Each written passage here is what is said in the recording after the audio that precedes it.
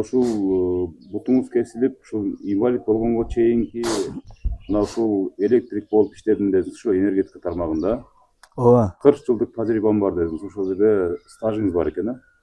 Анан ошого чейинки мен жалаң эле мындай электрик болуп иштебедим мен. Бул турмушта эми ошо армиядан келгенден баштап эсептесек, келип эле ошо текстильный комбинатта иштедим, Красильный сегинде 1 жыл. Анан ошол маалда союз бузулуп, мындай сокращениялар болуп, андан кийин курсовой обучениени бүтүп ошо электромонтажник бүттү. Анан ошо совет алайларда баягы электромонтажда иштедим. Анан ал жерде сокращениеге учурап, анан кийин мени мына отдел охрана пожарный сигнализацияга окууга жөнөтүштү. Бирөөлөр ошо ишке алгандан бир бала көбүйтүп. Ошо ал жакта 10 ай окуп, ошондо система ошондой экен эле. Вес Кыргызстандан келет эле ошо ар областтарынан. Анан ал жерде 10 ай окуп, анан немеде иштедим, ошо охрана пожарный сигнализацияда иштедим Оштун. Анан ада дагы ошо бир сокращение болдукпу, айлыктар азыраак. Анан кийин ошо немеде дагы иштедим. Баягы Сарыташ, Мрамор, Мозаика неме кылган жерлерде дагы иштедик. Адан бүтүп, анан 90-жылы үйлөнүп, анан 8 жыл ошо Ошересте иштедим, электромонтер болуп. Канча балаңыз бар жалпы? Жалпы 5. Чоңдору 4 кыз, анан эң кичинеси уул. Байбичеңиз качан эмне болуп өтүп кетти? Ал ошол Россияларда ham жүрүшкө туура келгенде, ошо Россияда жүргөнүмдө ошо жыгылган экен. Сурасамчы, ошо башынан менен жыгылып, жарылбай мындай неме болуп калат окшойт, ошо ичинде баягы кан уюп калганбы. Анан жүрүп туруп 10 жыл, ошол 10 жылдан кийин козуп, баягы эң кичинеси үчүн чоң эжеси өтөт, ошолорду ыйлап отуруп, баягындай болгонгобу, одан үпкасы өтүп кетет. Ошо опухолу мындай чоңоюп кетиптир да. Внутренний головной опухоль деп коет экен. 2017 ошо сентябрь айлары эле. Ассаламу алейкум, урматтуу менин катталуучуларым, менин каналымдын көрүүчүлөрү. Ден соолуктарыңыздар жакшыбы? Ошо ден соолук гана керек адамга, ден соолуктан башка нерсенин эч кандай бир тыйынга арзыбайт экендигин да жакшы билебиз. Учурашып алайын.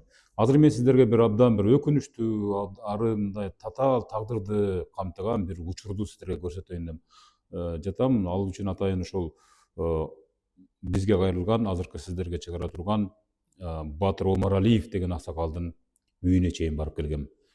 Эми мындай сөздүн кыскасы. Омаралиев Батыр деген бир Ош облусунун Кара Суу районуна караштуу Кызылкыштак айыл өкмөтүнөн орун алган Керметоо деген айылда жайгашкан бир карапайым үй бүлө. Бул дени карды соо деп коебуз го, мисалы, толук адам эмес дегенин себеби бул Омаралиев Батыр аксакалыбыз 2023 жылдан бери карай 2 бутунан тең ажыраган, 2 бут жок, элестетип атасыздарбы? 2 бутунан тең ажыраган биринчи топтогу майып. Мага абдан көптөн бери чалып, өзүнүн оор тагдырын айтып отурат.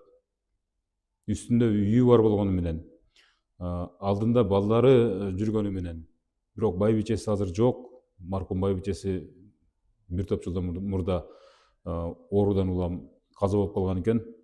Азыр ошол баласы менен, кыздары менен ушул үйдө өзүнүн мүмкүнчүлүгүнө жараша тирилигин кылып аткан учуру, сөзүн кыскасы.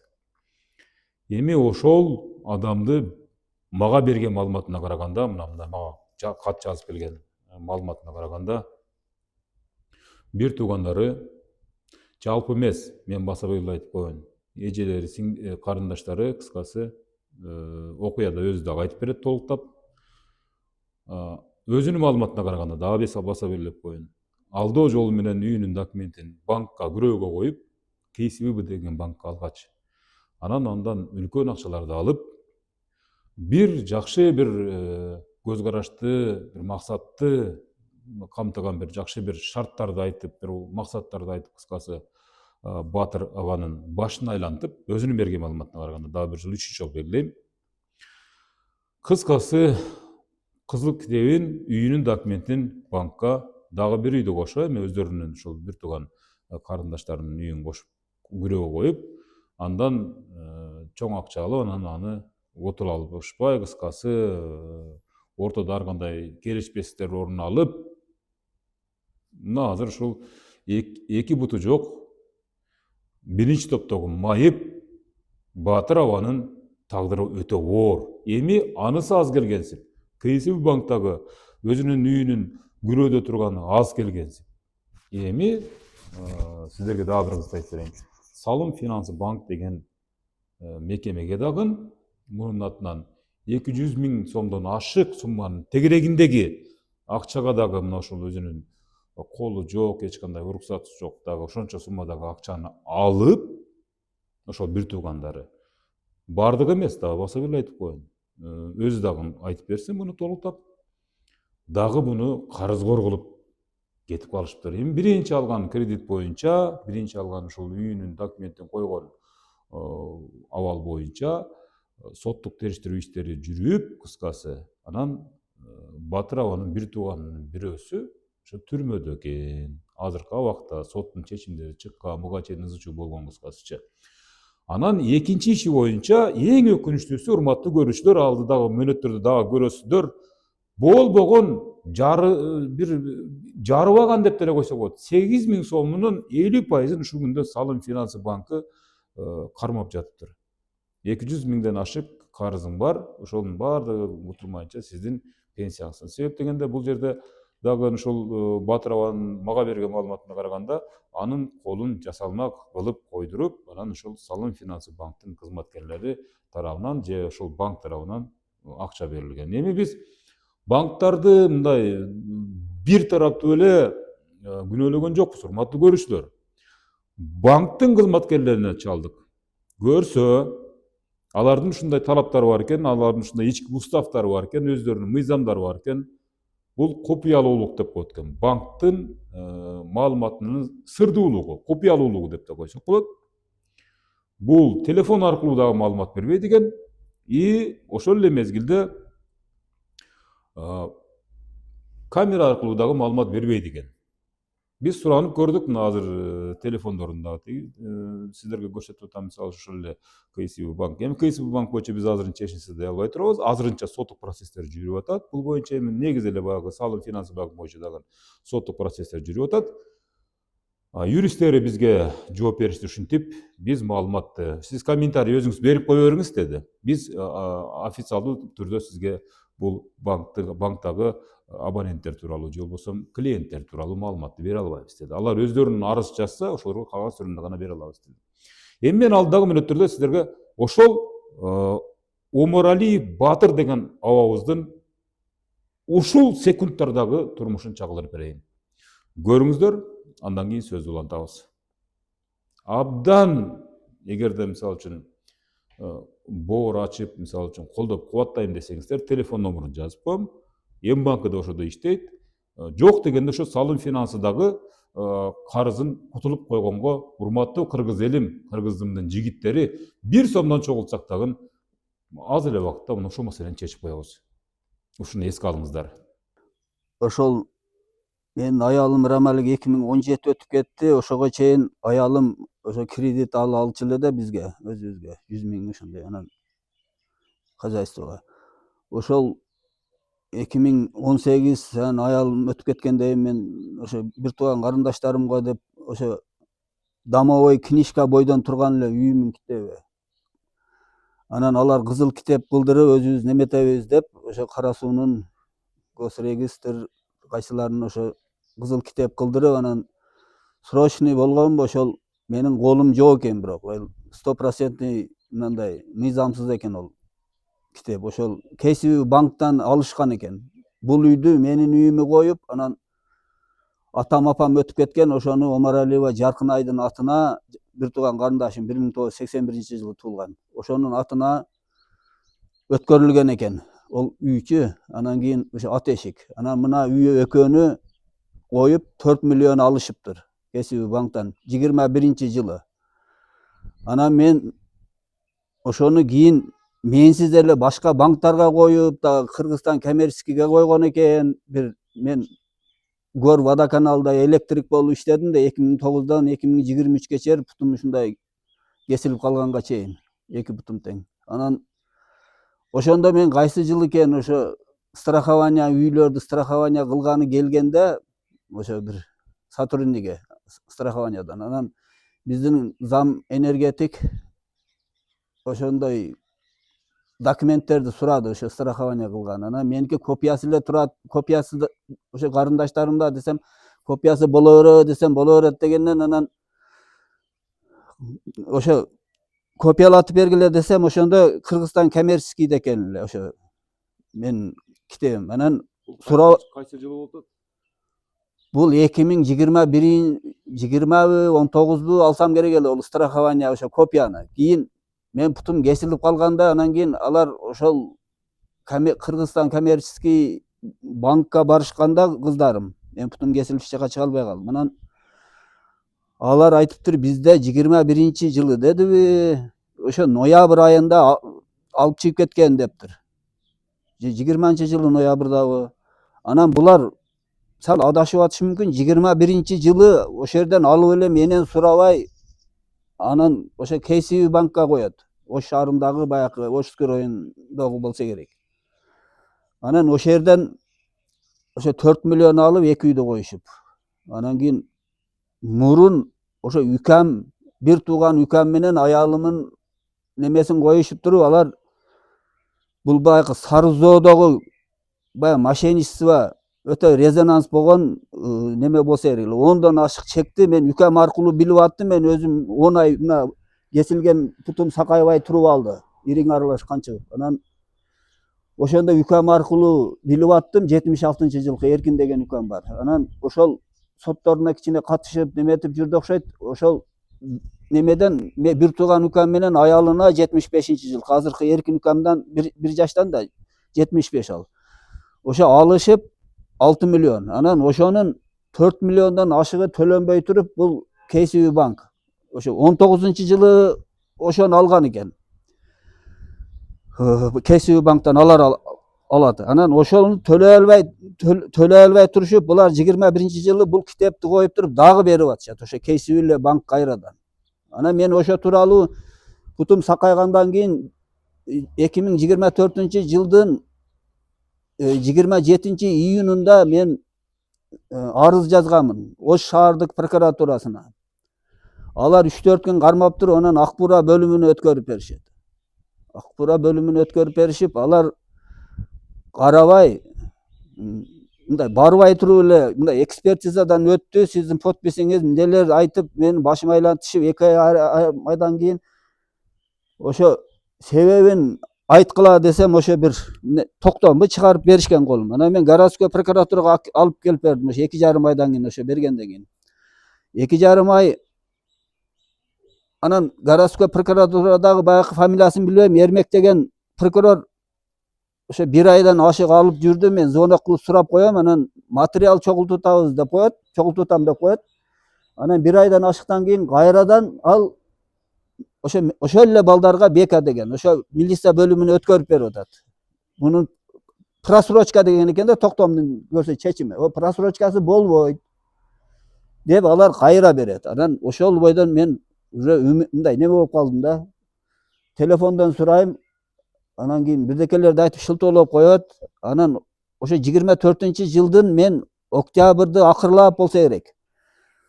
Ошо бирөө аркылуу баягы акыйкатчыга бардым.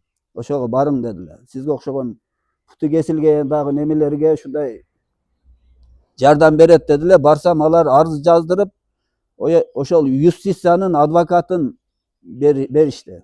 Мээрим деген. Анан алам иштебей өзү эле сот процедураларына катышып, анан катышып атам деп коет, ошентип жүрдү. Бир толку бир неме тыянак болбоду. Акыры мен анан ушул жылдын 26 болуп калат экен. Январдын канчасында мен частный адвокат неме кылдым. Кичине жардам кылып, ошо арзаныраак неметип берем деди. Дилшат. Анан ошо менен иштеп атабыз азыр. Урматтуу көрүүчүлөр, бул арада биз сөзсүз түрдө ошол банктагы кызматкерлерге дагы чалганыбызды дагы бир чыгып туруп айтып коеюн дедим. Алар бизге интервью берүүдөн баш тартты.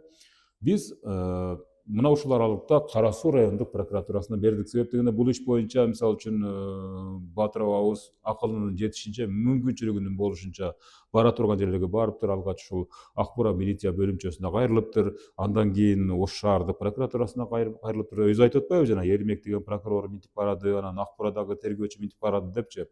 Андан алардан дагы жыйынтык чыкпагандыктан атаңа бар, энеңе бар деген аракеттерден улам ал жабырлануучу катары, арыздануучу катары Батырова тажагандыктан, чарчагандыктан анан облустук прокуратурага арыз менен кайрылат. Облустук прокуратура болсо бул ишти тез арада карап чечип берүүсүн өтүнгөн кайрылуусун Кара Суу райондук прокуратурасына жумшайт, жолдойт. Анан Кара Суу райондук прокуратурасында кандай иш козголуп атты болду экен, кандай мыйзамдын негизинде аракеттер болуп атты экен деген максатта биз ошол жака дагы барып маек алдык.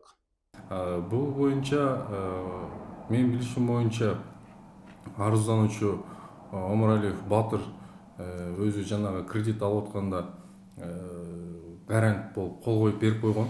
Анан ошонун негизинде сот жана үйдү алып койгон. Менде бар маалыматтар бар.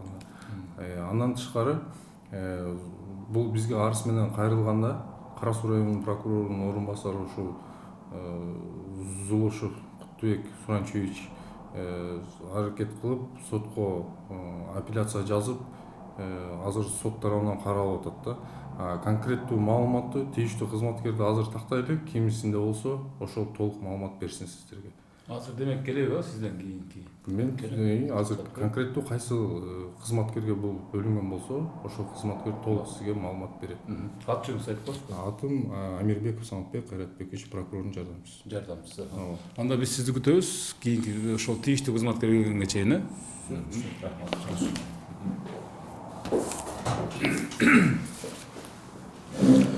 урматтуу көрүүчүлөр, урматтуу ушул Омаралиев Батыр аксакалга мындай күйүүчүлөр деп деле койсок болот да, мына көрөрмандар. Эки буту тыкыр кесилген, эми элестетип коюңуздар. Ал өзү биз менен чогуу келе албады. Мындан сырткары бул азыр үйүмдү ошол банк баягы күрөөгө алып койгондон сырткары дагы дейт. Ушул жергиликтүү бийлик тарабынан да бир дагы жардам берилбейт деп өзү бизге маалымат берип атат. Бул өзүнүн маалыматы. Анан алдагы телефондорун жазып коем. Колдоп кубаттагандар болсо, жардам берүүчүлөр болсо, мисалы WhatsApp'да иштейт, ушул эле номерда балким М банкыда бардыр, издеп көрсөңүздөр, же өзүнө чалып М банктар болсо, мисалы жардам берип койсоңуздар болот. Эми азыр кайрылбаган жерим калбады. Минтип коляска ачан дейт, мен сыртта, мага кириңиз дейт. Мен ага киргенге кээ бир мекемелерде пандустар да жок дейт. Мына ушул азыр Кара Суу райондук прокуратурасына келдик, жаңы имарат экен. Бул жакка келе албады, чынын айтканда. Анан ушул аманатын сиздерге айтып коеюн. Азыркы күндө бул КСИ банкта мисалы үчүн буга чейин мисалы өзү кол коюп, мисалы алдын эле айтып атат, мен ушу билбей ушул карындаштарыма ишенип мен кол коюп койгон элем дейт. Бирок алар аркасын тазалабай кетип дейт, акыркы күндө акырында дейт, ушинтип азыр карындаштарым ушул күнөөлүүсү түрмөдө отурат дейт. Бирок алар мейли жазасын өтөсүн дейт. Мейли алар ошентип кутулушсун дейт. Бирок менчи дейт, мен мисалы үчүн ал пенсиямдын жарымын төлөп атам ошо Салык Финансы банк 2025-жылдын сентябрь айынан баштап болгону 8.000 сом пенсиямын дейт, 50%-ин алып калат дейт. 4.000 сом менен дейт. Мен азыр оорулуу кызым менен дейт. Кантип жашайм, элестетип көрүңүздөр деп. Биз мына жогоруда да көрсөтөбүз, алдыда да көрсөтөбүз. Бул үйдө жашаган Батыр Омаралиевдин тагдырын, турмушун, күнүмдүк жашоосун жардам бериңиздер. Мына телефондору турат. Колдон келсе укуктук жактан да жардам берсеңиздер болот. Кантип мисалы ушул баткактан ушул инвалид 1-топтогу майып абабызды алып чыгып кете алабыз. Азыр эми прокурордун жардамчысы бизге келип, ушул иш боюнча тергөөнү, же болбосо мыйзам көзөмөлүн ишти караган прокурор келет дейт. Ушул прокурорду күтүп туралы. Анын маегинен кийин кандай жоопту сиздерге бергенин угузабыз. Кече президентке да бара албады. Бул эки буту жок болсо кантип барат бечарачы. Анан иш сиздерде экен. Ошого азыркы күндө буга кандай иш алып барып атасыздар? Мыйзам көзөмөлдөөчү орган катары. Бул боюнча 2024-жылы 15 августта Кара Суу райондук соту тарабынан чечим чыккан экен. Ал жерде ушу сиз айткандай Салым Финанс тарабынан бул кредиттерин өз убагында төлөй албай калгандыгы боюнча Салым Финанс тарабынан доо берилип, доо арыз берилип Кара Суу райондук сотуна. Ал боюнча чечим чыгып, буга 205.080 842 сомдой да. Жана 8734 сом мамлекеттик салым өндүрүлгөн экен бул кишигечи. Андан кийин бул киши бизге действительно арыз менен кайрылган Кара Суу райондук прокуратурасына. Кара Суу райондук прокуратурасы тарабынан бунун арызынын негизинде ошол чечимдер алдырылган. Кара Суу райондук сотунун чечими алдырылып, туура чечим деген сырттан чыгарылып калган экен. Бунун катышуусуз, мындайча айткандачы, катышуусуз чыгып калган экен. Ошондуктан биз Кыргыз Республикасынын Жарандык процессуалдык кодексинин 48-беренесинин негизинде биз жаңыдан арыз берип, бул боюнча бүгүнкү күндө процесс жүрүп жатат. Кара Суу райондук Бул сотунда. салым финансыга мисалы эми сиздер буга чейин эми тергедиңиздер да, мындай эми караштырдыңыздар, текшерүү жүргүздүңүздөр да. Соттун чечимин Эмне болгон экен ушуга чейинки процесс? Кызык көрдүңүздөрбү? кайсы процесс боюнча Салым финансыдан мисалы үчүн ал КСБ банктан мисалы үчүн дагы 1 миллиондорду айтып жүрөт абачы, аксакалчы. Ал жерге 2 үй коюлгандыгы боюнча, ал боюнча мага жеткен маалыматтар боюнча соттук процесстер болуп, ошо күнөөлүү тарап бир тууган карындаштары, эжелери, кыскасы азыркы күндө түрмөдө экен. Эми ал жактан биз маек алууга мүмкүнчүлүк болбой жатат.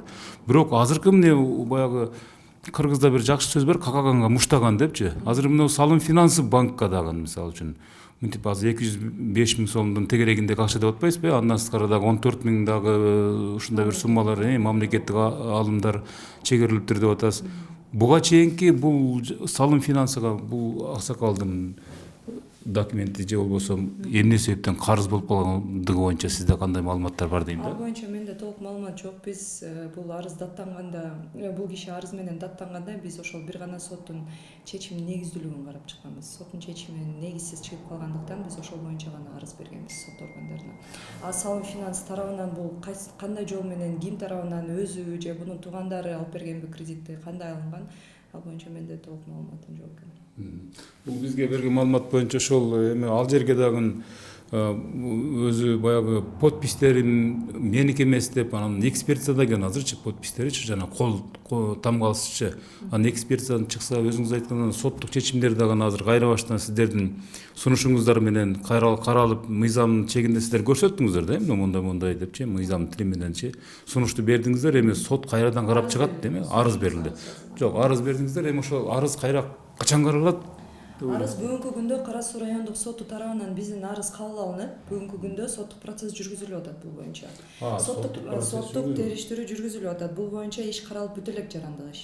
Ошондо арызды бул салым финансы банктагы карыз боюнча бердиңиздерби ошондо? Бизге бир гана салым финансы боюнча жазган арызды. Ошол Батыр Аксакал ошону жазган.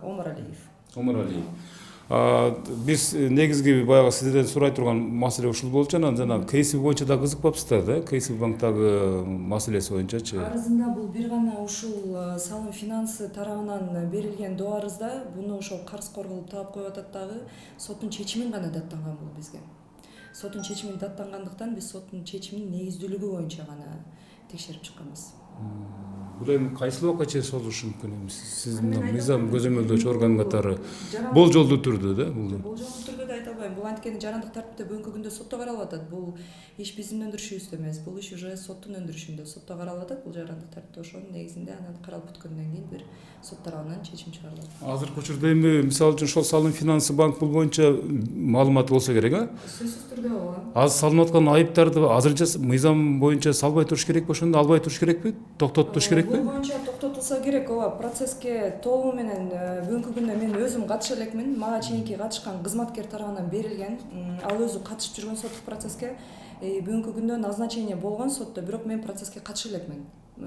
Апрелдин канчасына коюлгандыгы боюнча мен так айта албаймын. Ошол барганда эми ал жактарын толук териштире ошосо салым финанстан келип атат. Ал жактын өкүлү ошол суроолордун баардыгы ошондо соттук процессте коюлат. Салым финанстан өкүлдөр келди да, соттук өндүрүшкө. Анткени салым финансы дагы бул жарандык ишке тартылган.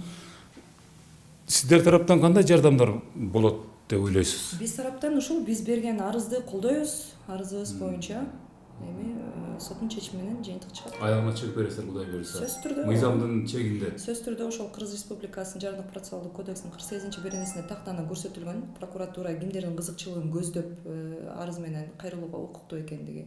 Ошонун негизинде ооба өзүбүз арыз бергенбиз, эми сотто буну колдоп беребиз да. Аты жөнүңүз, аткарган кызматыңыз? Расулова Кара Суу райондук прокурорунун улук жардамчысы.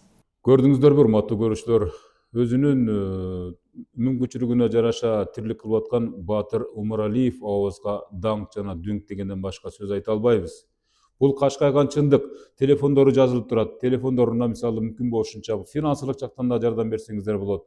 Ошол эле мезгилде материалдык жактан да жардам берсеңиздер болот.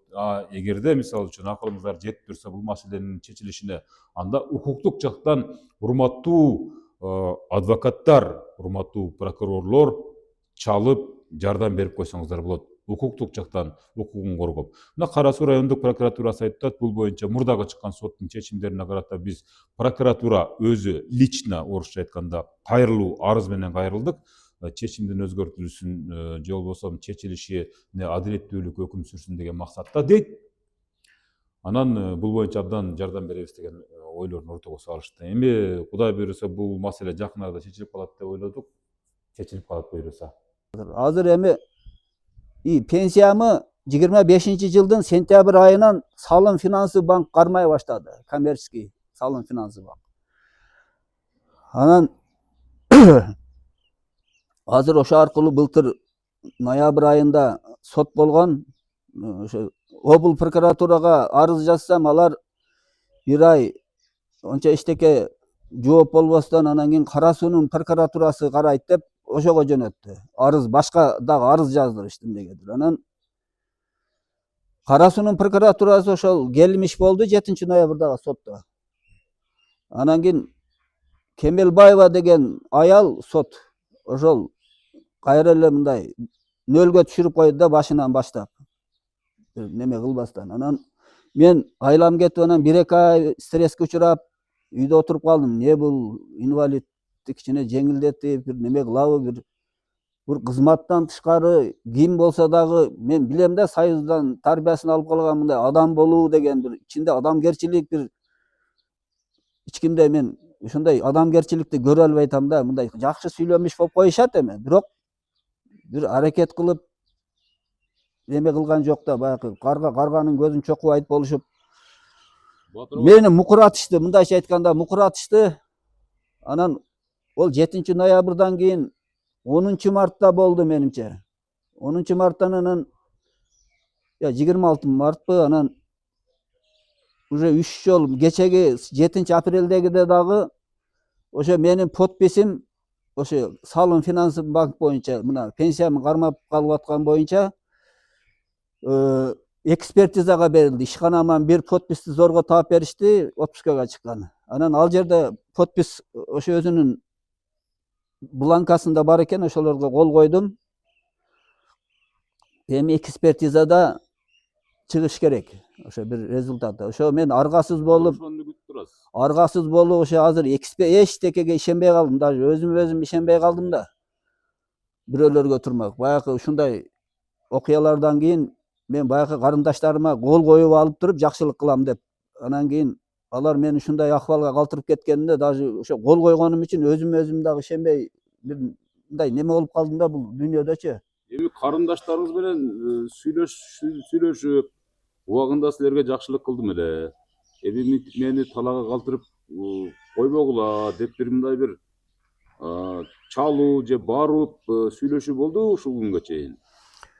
Ооба, бир неме болду, сал бутум неме болуп өзүмө келип кол менен басышты дагы үйрөнүп, ошо мен алар временный камакта турду да, баягы ШИЗО деп коебу ошосунда экен. Анан бир карындашымы ошо чоңун 72-жылкыны ошону условный чыгарган экен.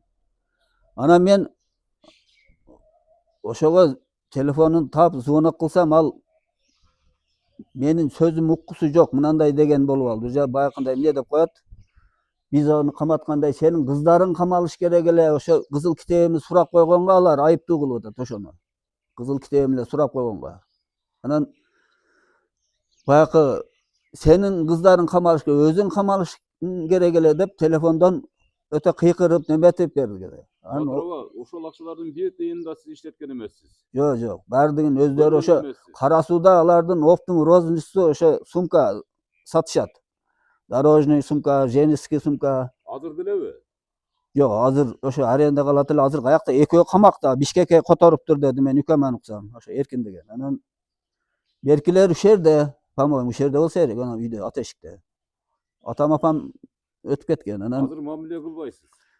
kандай mamile kılam, oşo men ayttım da oşo bir юридический жардам бере бере өздөрү мен адвокатым дагы барып ошо юстициянын адвокаты баягы камак соттор болуп атканда бир акаңызга бир сүйлөй турган сөз барбы бир бала десе сен аралашпа деп вообще сүйлөтпөй коюптур анда ошо берки алтын кыз Омаралиева айрыкча ошол финансы жактан ошол мындай баштайт эле да баягы соданычы ошол баардыгы неме ошодо болуп атат беркиде дагыдыр анан мен дагы ошо Belki 72. жылкыдан баягы сөз сүйлөгөндө бир сурайын дедим эле да баягы бир кагаз жазып акамда неме жок деген бир юридический кандайдыр бир жардам болсун деп ошону жазып берсин түрмөдө жатса дагы дейин десем ошо сөздү сүйлөдү сен кыздарың камалыш керек эле сен камалышың керек эле деп бизди айыптуу кылып атат ошо киридит алып алышып туруп бул эми акылсыздыгы жинди мындай да эми адам бир айып иш кылганда мойнуна алса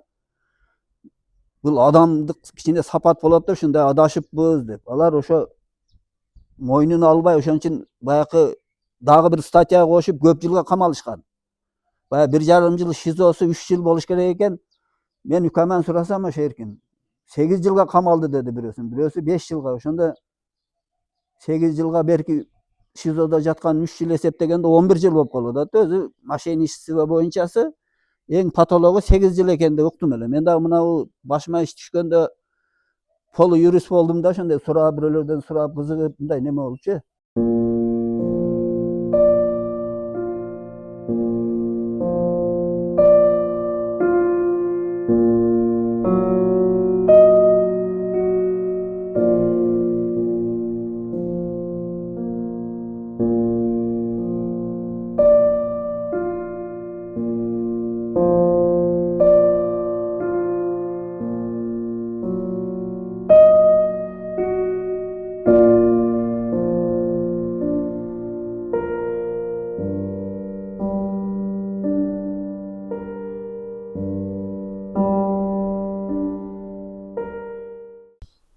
Сиз сыртка кадимкидей ушул муногул арабанын жардамы менен чыгып келип турасыз, кадимкидей барып келип турасыз. Анан үйгө келгенде турмушуңуз кандай? Көрсөтүп бериңизчи.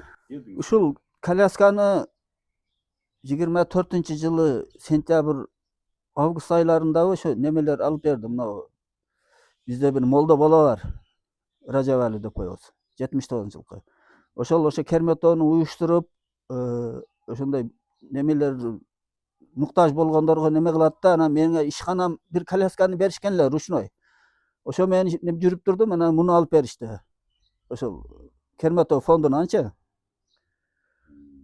Кытайдын немеси билсеңер керек анан одон кийин сал алысырактарга чыкканга мынаны неме кылдым ошо уулум алып берди анан жары мен муну дагы точносын айтыш керек баягы орозо питир ошо Керметоо акча берет го ошо Ражабали 30 миңин 30 миңин ошо немелер Керметоо фондунун пулунан коштум 35 миңин ошо уулумдун пулунан кошуп ушуну алдым алки алысырактарга анан 65 миңге алдыңызбы ошондо? ооба 63 миңге түшүрүп беришти 70 миң деп турган экен анан өзүм ошо тиричилик кылганым эч кимге оорулугум тийбесин уулдарыма дагы деп мынабу биринчи туалетти айтайын деп уялбай эле мынаны өзүм жасадым мен пол устамын алки эр жигитке 70 өнөр аз деп ошо тиричилик сал пол уста болушка туура келди да бар өзүңүн үйлөрүңдө бирдекени мунага кирем коляска менен анан ошол жерде неме кылам муктажымычы ооба коляска менен кирип туруп ойлонуп туруп өзүм ошону кылдым да анан мынабу неме ошо уулум иштеп жүргөндө немелер жасап берди ошо баягы раковина насос анан мынаны ачкын эле биякта ошо жууна турган мындай орточо условия түзүп берген ошо баня Бул жакка өзүңүз ооба мына жерге анау эски жакандөздөрдү салып туруп анан тарзанга окшоп мындай түшөм өзүм ал полуспортсменмин да ошо жардам берди физикалык жактан дагы ооба баары бир чыңдап турасыз. ооба мындай кылып туруп мына жерден бир кол менен тарзанга окшоп түшөм анан о столго ошо неме бар мочалка ана пакет кийгизилген ошого чыгып өзүм Hiç kim yardımsız juunam. Anan oşa tamak ovkattарды delki tirikçilik eken uulum üyleniş gerek da mınalardı jasap akçası oşo ketip kaldı. Men üylep koyayın desem akça neme bolup kaldı da anan dagı iştegeni iştep atat azыр endi. Anan ol iştegeni ketkende anan men ушинтип өзүм tirikçilikti кылам, өзүм овкат кылам. Мындай басалычы мына азыр эми мына жуунучу жай дарактардан башка. Ооба, ошо гантелдер экен а, ушуну көтөрөсүзбү? ушуну уулум бир самодельный бар эле сынып калды ол. Ошону десем анан ошо вал берсемби эмне деди, вал берсемби ошо. Вайберс деген ооба. Ошодон кыздарым заказ кылган экен, ошол жакта туруп эле заказ кылса телефондон. Ошо ошунбай карабаңыз кетириптир ошол жерден неме кылганбыз. Буну кадимкидей Азайтып, ошо бир азайтып, баягы көбөйтүп, ооба бир убагы күндө эмесе балки мен баспаган үчүн, кыймыл аракет жасабаган үчүн кичине уйку жакшы болот. Билем мындай да. О, жаш кезиңизден да физикалык жактан жакшы эле жүргөн экенсиз да. О, полуспортсмен. Бурда баягы сол кезиңизде. О, полуспортсмен алки. Мына турникти ошол немеле баягы Ражабали бизде молдо бала. Ошол неметип берген. Бул жакка да мындай асылып турасыз. Асылып тура мынаны мындай кылса көтөрүп өзүм эле. Мындай брусья болуп калат. Трансформер экен да. Бир кылса брусья болуп калат, бир кылса баягы турник болуп калат. Анан асынып баягы өзүңүздүндагы физикалык жактан ушул жөндөмдөрүңүздү арттырып турат экенсиз да, машыгып, э? Ооба, неме? Гүлдөрдү да карайсызбы? Ооба, гүлдөрдү. Ооба, эми неме да буну ошо карап кичине эрмек да. Ал мен иштеп жүргөн адам буга супу куям, анан эмнеде гүлдөр жок эле, мурун коюбуз бар эле, бутум кесил электе койлор ошо аялым эккен гүлдөрдү али жеп коет эле да нары бери өткөндө. Анан былтыр ошо кыздарымы гүл алып келдирип, ошо эктирип койгон бугайам алки ысык маалдарда суу куюп, кичине эрмектеп турганы. Мына азыр урматтуу көрүүчүлөр, өзүңүздөр эле көрүп атасыздар. Үйдүн ичине кирип келгенде мындай орусча айтканда приятный экен, тазалыкты сактаптыр, баардык ордордунда. Андан сырткары ушул Батыр абабыз бүт ушул өзүнүн баягы мүмкүнчүлүгүнө жараша ошо күндө кыймылдаган аракеттерибизди көрсөтүп берип отурат. Анан Кудайга миң мәртебе шүгүр, ушунусуна да шүгүр дейт. Бутуму экөөсүн тең алып койсо деле, бирок эч бирөөгө муктаждык кылган жок дейт. Баардык муктаждыгымды өзүм гана чечем дейт. Өзүм ылайыктуу шарт түзүп дейт. Анан азыр колуңузда кайсы балаңыз бар? Кыздарыңыз барбы? Бул жерде сиз менен ким чогуу жашайт? Ошо эми мындай айтышка туура келет экен. Ошо экинчи кызым Омаралиева Нургүл деме. Ол да псих диспансерде учетте турат. Ошо мен путум кесилгенден кийин эмнегедир көбөйдү. Ошонун немесичи баягындай мурун анча билинбейт эле. Мындай иштеп жүрө берчү эле. Кийин акыркы жол немелерди иштей албай калды. Азыр ошо данный момент ал ошо үйдөн бир канча күндөй 40 күндөн ашык жок болуп, анан бир керметолук бала оны жаңы түшкөн Актилек шаар больницасында ошол жерде көрүптүр, кире бериш жеринде жатып уктап калганын. Анан уулум барып, анан ынабай ошол жерден милицияларды чакырып, анаңдан зорго алып келсе, келип алып кайрадан эле андан кийин кетип калды. Азыр канча күндөн бери жок? Азыр ошо мурунку 40 канча күндөн тышкары келгенине дагы бир 10 күндөй болуп калды, менимче 10 күн, 12 күн болуп калды. Ошо бир Зайнабидинова дагы бир ошо жесир аял бар эмиш. Ошонун үйүнө барып алып атат деп уктум да. Ошо өзүнүн айтуусу боюнча. Анан мен айттым, бул жерде сен жетпей атат дедим да, мен бул ооруган үчүн баягы жатат өзү. Саат абиттен кийин саат 2-3-төргө түн уктай албайбы? Ошо 2-3 ич тур дебейм өзү. Анан мен оокатты кылып коем. Анан оокат жеп ал дейм, жейт. Башка иштеке деле кылбайт. Ошо анан кетип калды да, мен ону кармап калышка адам укугу бузулабы, мен түшүнө албайм да эми. Алки каттыгыраак бир жерде байлап салып, уулум бар эми, бир камап коюп, бир беле кылайын дейм дагы, анан кийин майли жүрсүнчү, бир жадап анан дагы келип калар дейм. Анан ошо псих диспансерлерге жаткырып, лечение кылдырып атканда, алар дагы ошо өзүм апардым эле мына трициклимде, бирде ошо Бишкекке качып кетип, будан 40 күн эмес, бир жок болгондо 35 күн жогуп келди. Көрсө Бишкекке кетип калган экен. Анан онда милиция розыскага берген элем. Анан ошо психик диспансерге дагы барган экен ошо уголовный розысканын баласы. Ошону билишиптир. Анан ошо келгенден кийин мен алып барсам жаткырган леченияга. Алар сиз зордоп алып келсеңиз жаткырбайбыз дейт. Мен зордоп алып келген жокмун дедим. Өзү лечение алам деп келди десем, ошо главный врачтары жок экен, бир жашыраак кыз экен. Ошо дагы мындай түшүнүгү жокпу, мындай больницаларда бир немеге дагы үйрөтүш керек да аларды. Барганда мындай первый помощь деп коебу, жаткырып, анан направление деп мен кыздарым акеп берет. Ошондо кыздарым жок укпалды. Анан направление деп бир бала деп, анан кийин мен алар менен урушуп ошол кыз менен келе бергем. Кое берсең жооп бересиң деп. Анан 5 күн жаткырып туруп, анан кое бериптир, толук лечение алдырбай. Анан ал жерге дагы алып баргым келбей калды да, ошон барсаң бир инвалид адамды мындай кылып алып келди эле деп, мындай түшүнүгү жок бир.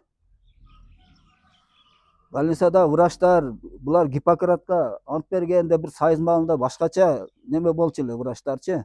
Азыр врачтардын деле, милициялардын деле өздөрүнүн өздөрү паркын кетирип атышат ушинтип элгечи. Булар окуудан тышкары мындай адамгерчиликке үйрөнүш керек да, өзүм Кудайдан тилеп, мени ушул жерге койду. Бул амал убактынча баарыбызгачы. Мен мына жашоодо көрдүм, ошо көп нерселерди көрдүм. Бул амал, чоң иштеги, кичине иштеги баардыгы убактынча. Ошонун ичинде бир адамга жакшылык кылып койсоң, аркы дүйнөгө барганда дагы ошо кичине жардам болот. Мен оюмчачы ошо жакшылык кылып койгонуң, сабап иш кылганың. Биринчи кишиге келесиз. Сырттан болсо деле, башка жактан болсо деле. Ооба, мен кичине мына колдо спорт менен машыкканым жардам береби же башка адамды эле үйрөнөбү билбедим го. Мына жерде мындай кылып чыгам. Сиз колдо күч көп турбойбу?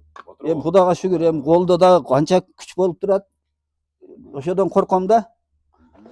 Анан эшикти ачып, мындай кылып үйгө кирем. Мындай басып, кол менен мынаны жасап алганмын. Биринчи билбестен 2 ай, 2,5 айдай колдо мынанды басып жүрүпмүн. Колдор эмнелер мындай мазол болуп кетти. Азыр деле кете элек ошо мазол. Анан кийин ойлоп туруп мынаны дагы өзүм жасадым менен. Мындай үйгө кирем, мындай болуп эшиктер ачык тура берсин, а. Будан дагы тезирээк басам, эми бир шашылыш болуп калса, бирок эми азыр неме жок үчүн ушундай секинираак эле басам да. Свет жабып койсо жакшыраак тартылабы же? Болот. Анан ушул мына жерге неме кылам. Мына мен ошо диван кроватым. Жакка келесиз, киресиз, чайды өзүңүз камдап коет келесиз монтипте. Анан өзүңүзгө керегин жейсиз. Ооба, өзүм мына жерге ошентип оокат мына жерге даярдап койгонмун. Мына бул жерге Ооба. микроволновка бар экен. Бул жерде плитаңыз бар экен, Ооба. аны даярдап коесуз өзүңүзгө. Ооба. Бул жерден ысык чай демдеп, анан бул жакты карап, анан кийин телевизор көрүп жатасыз. Ооба, муну дагы ошо неме айда койдурдум былтыркы. Ноябрь айда ошо уулума айтып неме кылдым да. Баягы инвалид болуп калгандан кийин үйдө көбүрөөк отурат экенсиң, анан эң жакын адамың ошо интернет экен да. Эң жакын мындай досуң. Эмне дегенде сен путуң кесилгенден кийин достор деле алгындай неме кылып коюшту да, ошо бир эл катары келип коюшту. Анан достордун 5өө өтүп кеткен. Анан азыр 3өө эң родной классташтардан. Анан бир класс кийинкилерге могул өзүңүн классташтарың неме болбогондон кийин анан ошентип тиричилик кылам. Ошо көбүнчө эле ошо неме менен өтөт. Анан чыгып ошо баягы гантель, турниктерди кичине ойноп коем. Батырова, эми баягы баардыгыла пешенеге жазган тагдырда, пешенеге жазган тагдырын өзүңүздү мындай кармап ушул күнгө чейин мынакей жарым жан болсоңуз дагы мисалы үчүн тагдырга баш ийбей, бунун баардыгы тагдырдын тамашасы экендигин моюнга алып туруп, анан белди бек бууп, мисалы баардыгына мисалы кайыр болуп жашап келатат экенсиз да, чынын айткандачы. Ооба. Эми ушул жарым жан болгонго чейинки сиздин турмушуңуз кандай эле? Бир сүрөттөп бериңчи. Ошо эми кыскача айтканда мен ошо полугородской, полу кыштак окшошмун да эми.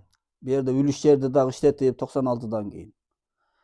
O 96-га чейин деле ошо совхозда, ошо Оширесте, немеде иштегенде, үйлөнгөндө ошо аялым приказдан өтүп, ошо талаада иштегенде дем алыш күндөрү ошо аялым менен иштешет эле. Мен иштен эч мындай кичинемен пышкан үчүн качкан адам эмесмин. Просто беспредел ошол жерде да айлыктарды убагында бербегенден ошо Оширесте ошодон чыгып калганмын. Айлыктарды 3 айлап, кийин 7-8 айлап бербесе дагы бир авансты чөнтө улуу мындай карыз сурагандай кирет элек. Өзүбүздүн иштеген айлыкты. Ошо бир гана менин айыбым, өзүң билиш керек да, ошо бетке сүйлөп салам да, ошо начальниктер менен дагы ошо айлык бербегендиктен ошо өзүбүздүн иштеген айлыкты сурап атабыз да деп ошондой мындай эле мыйзам менен эле сүйлөсөң дагы жакпайт экенсиң да. Ошо маалда бул особый болуп атат дейби. Мен ошондой жаралып калсам эмне кылайын бетке сүйлөгөн. Жалпы канча бир туугансыздар? Биз 11 тууган элек. Анан ошо 58-жылкы акам 2011 өтүп кетти. Бир үкам бар эле 78 алып өттү. Анан бир карындашым бар эле 66, ал дагы ошо 2016 өтүп кетти. Анан атам Рамалик 2001 өтүп кеткен. Анан апам Рамалик 21-жылы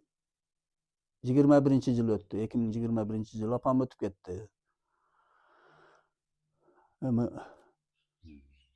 Өзүңүздүн канча балаң? 5 балам бар дедиңиз да? ооба, чоңдору кыз, 4 кыз, анан эң кичинеси кеткенде барды да? ооба. Ошо айттым, экинчи кызыман тышкары баары өз тиричилигин кылып эле жүрөт. Анан Азыр колуңузда кичинекей балаңыз бар. ооба, 2004 үйлөнө элек ошону ошо Кудай үйлөп буйрса койсом. үйлөйүн деп ушул камынып чамынып жаткан убагыңыздар экөөлөп, үчөөлөп, Ооба, а? ооба, Ошол күндөргө Кудайым жеткизген болсун эми. ооба. Анан эми мына азыр баягы сиздин азыр ушу жашап аткан үйүңүздүн ушул сизди жараткан салганына ушул салым банк дейби же салым инвест банк дейби, кыскасы ушул тарапты сиз айтып атасыз, мисалы мен ар ай сайын пенсияман кармап баштады депчи. Канча убакыт болду ушу пенсияңыздан кармап баштаганына? 2025-тин сентябрь айдын пенсиясынан кармай баштаптыр да, карасам. Анан Канча пенсия аласыз өзү негизи? ошо пенсия тууралуу эми айтып кетсем мындай да, мен Сосфондко 2 жерден өткөргөнмүн да, шаарда иштеген жеримен дагы тутуп калышат Сосфондко.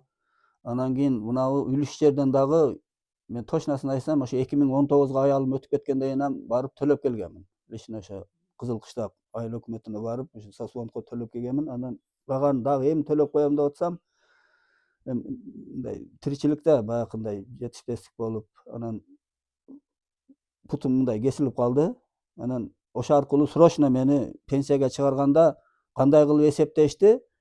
Менин билишим боюнча мына телевизордон көргөндө мынабу пут кесилгенине тарифке биринчи группа инвалидке бир 3,5 миң, 4 миң отдельно тариф экен да. Анан ошондо менин эки жактан өткөргөн, шаардан иштеп, бияктан иштегениме 4 миңдей эле пенсия жазылып калып атат. Экөө бириги ошондо 8 миң менен чыкканмын. Анан кече көбөйгөндө ошо 9 миң бирдеке болуп калганмы, эми азыр 50% тутуп калып аткан үчүн уулум алып келет, 4600бү ошондой тиет да. Ошо банк кармап калгандан тышкары. Анан кийин ошо айттым го, банктын сотрудниктери бирдей мага ошо Бишкектен звонок кылышкан. Бишкектин ошо салым финансы банкынан бир аял жашыраак болосунан. Анан мен түшүндүрдүм, булар может эмне болгон, инструкцияны бузуп, мыйзамды бузуп иш кылышканын, ошо акча берип беришкенин жашырышып, булар башкача кылып олорго түшүнүк берип аткандыр деп ойлодум дагы. Анан мен ошого полный подробно айтып бергем. Менин паспортум менен эле карындаштарым да жүрүп калып аткан, бир тууган ишенип берип коюпмун. Ошондо алар ошо паспортум менен эле баягы менин подписимсиз алып коюшкан. Анан ошо үкама 2019 аял экөө ошондой 6 миллиондон 4 миллиону төлөнбөй туруп, анан 19-жылы 21-жылы дагы берип атышат бул салым финансы банк. Бир инструкцияны бир өзүнүн коммерческий болсо дагы бир нормативи бардыр менин оюмча. Бизде мисалы үчүн электриктерде дагы ошо инструкция менен иштейбиз. Техника безопасность, Эмесе бир инструкция менен техника безопасность сактап иштебесең, баягы бир оборудование, кымбат баалуу оборудованияларды өрттөнүп кетиши мүмкүн, же өзүң ham өлүшүң мүмкүн, төктөп инвалид болушуң мүмкүн. Ошондуктан алар дагы ушу инструкцияны сактабай иштеген үчүн иштен айдалган да. Кече барсам ошо жетекчиси дагы жаңы болупту, юристи жаңы экен. Сурасам толук айтышпайт. Балки өздөрүн сатпайт да. Ошону прокуратура текшербей атат. Канча карызыңыз бар экен ошону сиз барып сурап көрдүңүзбү мисалда? Канча төлөйм эгерде ушунчалык эле силер мыйзамдуу болуп ушундай чечимдерди кабыл алган болсоңор деген суроону узатып көрдүңүзбү? Ошо беришкен 200, өзү 300 миң алышкан окшойт эле карындаштарым. 205 миңиби жүрөт да, 205 миңи жүрөт. Анан ошол сот дагы айтты, мурунку болуп аткан сотто баягы элдешип мындай кылбайсыңарбы деди эле. Анан кийин мен кандай канчаны кечип десем, о жерде пенасы бар экен. Бир 30 миңдей деле кечет экен. Анан мен ону албасам, анан жебеген самсага пул төлөгөндөй боломбу дедим да. Кайрадан баягыны Бишкектеги ошо Салым финансы банкына заявление жазың деди эле ошо жаңы кирген юристи. Анан мен жазбай койдум, бул 30 миң мен ондо алган болуп калып атпаймынбы дедим да. Анан ошо экспертизага бере турган болдук да. Экспертизаны ошо көрсөтөт да кандай неме болгонун. Адвокатыңыз барбы? Адвокатыма ошо юстициянын адвокаты жакшы иштебегендиктен анан частный адвокат алышка туура келди. Ол мен инвалидтигин көрүп ошо мындай немерак арзаныраак бере турган неме иштеп атат азыр. Ал Ким дагы деген адвокатыңыз? фамилиясын билбейм, ошо өзбек бала экен, Дилшат. Onun ошо апасы дагы ошо адвокат болуп иштечү экен. Ошо бир тааныш үкелер аркылуу ошо болуптур, мен сабапчылыкка кичине жардам кылам деп ошо арзаныраак. Мурогул азыр өзүңүз жашап аткан үйдү өз колуңуз менен кургансыз. Ооба. Өзүңүздүн мээнетиңиз менен. Ооба. Анан элдерден да ушундай суроо туулуп калышы мүмкүн да, Батырова. Бул кокустук неден улам болгон бул? Эмнеден улам болуп калды? Мындай акыбалга түшүп калдыңыз. Бул эми травмалардан балки майда чүйдө травманы кошпогондо 2 жолу катуу травма алып калдым ошол. Мына сол путум айрыкча бир немеден секирип түшүп мындай болгондо ошо неме болуп бир тамыр үзүлүп кетип, анан кийин временно зырып кеткен, бирок мен орунду көтөргөн үчүнбү жүрүп, анан бир күн ошо жатаарда мындай чечип карасам, ошо внутренний кровоизлияние болуп, мында санымын аркасы көк болуп калыптыр да. Тамыр үзүлгөн экен да деп койдум. Анан бирок кадимкидей эле басып жүрдүм, анан путум көп муздай турган болуп калды. 16-жылкы бир травма, анан 20-жылы дагы бир травма болдум, ошо ушул эле буттагы. Анан ошодон кийин 3 жыл жүрдүм. Мындай 80 метр, 100 метрдей билбейм, басат элем, ошо сол путум айрыкча мына тизеден ылдый, балтырлар кан жеткире албай калат окшойт. УЗИге түшсөм, ошо УЗИдеги бала айтты, ишибесе, башка болбосо, значит, алар тромб деди бирокчу. Анан мен мындай карап туруп, тромб эмес да, меники, значит, тамыр үзүлгөн, баягы эмилият кылып атат экен дедим да. Ошодон 3 жылдай ошентип эле жүрдүм. Анан кийин акыркы жылдары ошо эрте жазда ана үлүш жерде багым бар эле 20 сотуктей. Ошону ооруса дагы чыгып нодалап 5 мүнөт, 5-6 мүнөт бак нодаласам 5-6 мүнөт эс алам отуруп. Ошентип жүрүп анан кийин ошо иште дагы күч иш болуп калды. Анан отпускага чыктым. Отпусканын эртеси ошо сарылап турсам эле зырп этип ошо мына сол кармап калды. Анан срочно ошо жеткиргиле дедим. Мына обезболивающий биздин медпункттагы ошо келин келип неме кылды, баягы обезболивающий деле таасир бербегендей эле болдубу, ооруп. Анан кийин барып ошо 3 сааттын ичинде операция болду да. Биринчи кеспейт экен, мындай кесип өлгөн тамырларды издеп. Анан эми точносын айтыш керек, мына оң путум иштеп эле барган эле, анан врачебный ошибка болду. Оң пут дагы иштебей калды, ошо мындерди кеспей туруп мындай өлгөн тамырларды издеш экен. Анан кийин кесиш керек деп калышты ошо.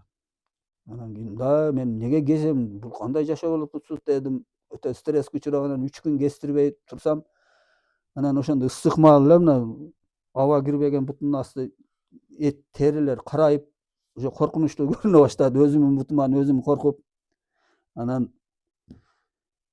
пут муздап өлгөн адамдыкындай эле болуп калды, мындай болуп кыймылдабай. Анан Mayli keski anан kızlarıma miyladi men лучше men ошондо эми туурусын айтыш керек врачтарга бир үйгө жетип өлө турган укол берип койгула дедим. Бу жашоо кандай болот дедим да. Анан кыздарыма коюң эми бутуңуз жок болсо дагы төрдө отурганыңыз жакшы, төрдө отуруп неме кылганыңыз жакшы деди. Анан ошо кестиришке туура келди, майли кескилежону бир испытание менен алгенде эчтекеден кичинеден кыйынчылык көрүп неме болгон үчүн мындай өлүмдөн деле коркпойсуң, балки болуптур кесип жашап көрөйүнчү анан кандай болот экен дедим, бирок эми үйрөнүп калдым. Адам баары жокко үйрөнөт экен. Канча жыл болуп Кесилип 23 июнь айында кесилген болсо 2,5 жыл болуп калыптыр да кесилгенине. Азыр эми ошо протез беришкен бизге бекер экен өзү. Инвалидтерге ана баягы протезин немеде. Бирөөсүн берген ошого үйрөнүп келсеңиз анан экинчисин мына жоон санга деди. Бирок бул азыр эски выпускадагы протездер экен да, ону кийгичер эле 5 мүнөт өтөт экен. Ошого анан бир 10 секундтабы бир эшикке чыгам, ошо баягы көрсөткөнгө коляскага отурам, анан ошентип тиричилик кылган жакшы экен да, ону кийгип алып коляскага отуруш кыйын болот экен, мындай элестетсем. Анан одон жыгылсаң дагы рискованный да, бийиктен баягы. Бир кийип үйрөнөм дедим эле, мындай кылып эми немерак болот экен десел, мына пенсиядагы өлүп кетсин эле, пенсия жактагы мына кызыл китебим ошо кол коюлбай калган үчүн нелегитимный. Ошону эч ким неме кыла албай атат. Бул нелегитимныйды алар ошо юстициянын адвокат айчысы боюнча ошону эң негизгисин айтпай калыпмын. Баягы Атешикти ошо Омаралиева атам апам өтүп кеткен. Омаралиева Жаркынайдын атына, карындашымдын атына өткөрүлгөн экен. Ошо үйдү сотто алганмыш. Бул үй меники под вопрос калыптыр дагы. Ошону дагы бир мына адвокат алдым, анан ушу Шибеге передачасы аркылуу аныктайбыз го, эмнеге кармап турат, аны алгандан кийин чыгарып бербей. Анан тем более мен алданып калып аткан болсом, алданып калып атам да ушул немени мени чыгарып бергиле деп кыздарыма айткандан ошо 21-жыл эле десем бир немеге кол койсоңуз мына деп ошо банкка келген эмеспиз. Бул баягы Кара Суудагы государственный нотариус ошо Бакай банктын Кара Суудагы экинчи этажы бош окшойт эле, ошодо иштеп турган баягы капитальный ремонт болуп атканын көргөнмүн да, ошо государственный нотариус. Анан ошо жерде мени кол койдуруп алышкан. Мынага кол койсоңуз ошо документиңизди алып беребиз депчи, мына ачыгын айтпай. Олор көрсө ошондо ошо банктан акча алып атышкан экен да, баягы кесиби банктан баягы 4 миллионду эки үйдү коюшуп. Ошону мага анык айтышпастан кол койсоңуз 1-2 айдын ичинде деди, ошондой алып беребиз дегенде мен аргасыз койгонмун. Баягы колдучу мен уже алар менен же уруша албайсың, карындаштарың менен. Анан не деп коет, баягы удочкасына илештирип алышты да мени. Анан кийин аргасыз ошол жерде кол койгонмун. Мен уже не то бирок мынчалык мени мындай кылып кетет деп ойлободум эле да. Бир тууган карындаштарым өзү анча адамга мен алданбайм. Түзүк эле грамотный эле адаммын, шаарда иштеп, биякта иштеп. Просто ошо карындаштарыма жакшылык, жакшы ниет менен эле ошо олорго азылдашып айттым эле, мен бизнесмен бир байыраак болсом, ушу акчаны мен эле мындай берип турсам, иштетсеңер беспроцентсиз деп эле ошо азылдашып жакшы эле сүйлөгөн элем. Алар дубамы берип, ошол жерде акча алганда эми соодаңарды берсин, мени подват кылбагыла деп. Жок, Батыр ака, эч эмне деп атасыз деп бир сонун сүйлөшүп, мени ушундай сызга отургузуп кетишти да. Тай кылдыбы, же акылсыздыгыбы, мен түшүнө албай калдым. Будан мурда Акипресстен дагы ошондой Шибеге передачасына силерге барсам, ошондой шайлоо маалы экен, бизге азыр мүмкүн эмес, запрет кылып койгон шайлоо ичи дедиңер. Анан мен шашылып кетип ошо Акипресске дагы чыкканмын. Ошо түз кайрылуу президентке УКМКнын немеси ошо немеле баягы Ташиев. Анан мындай карашпады, эмне болду? Анан эми азыр үмүт кылам эми. Неме кылып койсо жакшы болот эле. Кара ошо мыйзам ченинде мен бийликтен бирөөдөн үй сураган жокмун, акча сураган жокмун. Өзүмүн пешенетер 40 жыл өткөргөн ушундай алдан күчтөн кайтып калсам достойный каарылыкты көрөйүн деп ошо үмүт менен иштегенмин ошо. Азыр эми Батыр аба, сиздин эң негизги сизди тикшерткөн кайсыл мекеме? Анан кайсыл көйгөйүңүздүн чечилүүсүн каалайсыз? Мисалы үчүнчү, азыр мына адвокат деле алыпсыз, мына ооба. ал деле соопчулук үчүн деле жардам берейин деп ал деле шымаланып атыптыр.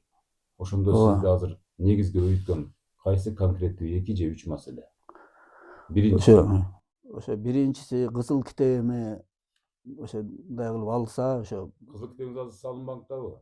Салым Жок. банктабы? Каякта? Салым банкта ошол 205 миң эле алышкан экен да, onu кече жакында ошо пенсиямды кармай баштаганда билип атпаймынбы? Бул каерде деп эстесем, Кайсы банкта азыр? документим KCB банкта, мына Оштун Ош скверинде ошол.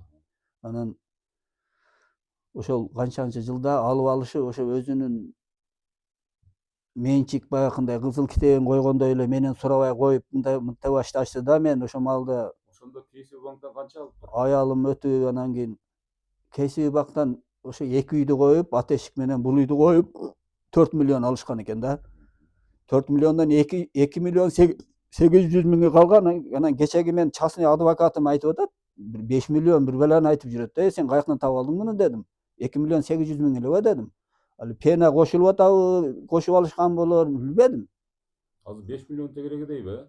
Ошол айтты да мага, мен анык немесин көрбөдүм. Кече Дилшат деген адвокат 5 миллион бир баланы алып көтөрүп жүрөт, анан мен 2 миллион 800 миң эле го деп койдум да. Баягы сот процедура, следствие жүрүп атканда өзү пена токтойт имиш го. Мен эми юрист болдум да, ошо бир бала юрист военныйда иштеген үкө бар да шаарда, бирдекеден тааныш болуп калганбыз. Көп жыл военный юристтик бүткөн менен военныйдын ошо бир офисинде отуруп иштейт экен эле 87-жылкы. Анан ошодон сурап билем, мындай кылып. Ошолордон билип анан сал турмуш үйрөттү да, эми балки башка келгенде байтал ат болуптур дегендей болуп, мен полу юрист болуп атам. Ошо неме токтойт имиш да, пена токтош керек экен. Анан алар каяктагы да 5 миллион болуп калды. Эми силердин передачаңар аркылуу насип этип калса, ошолорду билебиз. Эмнеге кошулду? Эмнеге анан баягы ол ылдыйк үйдү алгандан кийин ошо 2 миллион 8 миң үчүн эки үйдү бул менен под вопрос кармап турат экен да. Бир мындай тамыры жок болсо, бирдекеси жок болсо, мындай экөөнү тең алып койгусу келип атабы, мен түшүнө албайм да. Ошо барып силер передачаңар ошолорду суроо берип неме кылсаңар. Анан баягы дагы эмне дейин деп аттым, баягы 2 миллион 800 миңде ал кол коюлбаган үчүн ылдыйк үйдү алды кылып атышат да, по-моему. Мына үй жолдун бою бир сатканга, бизнеске ыңтайлуу жер да, менин оюмчачы. Муну ошодон ала албай атышат да, кол жок болсо. Баягы кызыл китепте менин подписим жок экен. Али 100% нелегитимный болот экен да. Ошону эми Чоң рахмат анда Батырова, мынакей абдан мисалы үчүн буну угуп отургандар деле, мисалы азыр биз сиздин телефондоруңуздарды деле экран бетине жазып коебуз. Укуктук жактан колдойм дегендер болсо укуктук жактан колдойт. Анан өзүңүз айткандай мына ушул сиздин сүйлөгөн сөзүңүз, маалыматыңыз ушул чоңдорубузга жетип, биз ишенген журт башчыларыбызга чейин жетип бара турган болсо, сиздин тагдырыңызга кайдыгер карашпайт деп ишенимдүү түрдө айта алабыз. Ага чейин сиз өзүңүз айткандай сабырдуулук менен баардыгын мыйзамдуу жол менен жүрүп отуруңуз. Сизге болсо ден соолук каалайбыз. Сизге балли дегенден башка сөз айта албайбыз. Ушундай шарт менен, ушундай ден соолук менен келечекке болгон кадамды, мына бала чаканын баардык турмуш жолун мойнуңузга алып отурганга биз таан бердик. Башка сөз айта албайбыз. Ден соолукта болуңуз. рахмат. Колдон келген аракетти акылдын жетишинче жасап таратып беребиз. Силерге күч кубат берсин, немеңерге, каналыңарга. Ушундай элди кимдир бирөөдүр ойлош керек, ушундай ачыкка чыгарып. Силер өтө жакшы сабап иштерди кылып атканыңарды мен силердин каналыңарды үзбөй көрүп турам.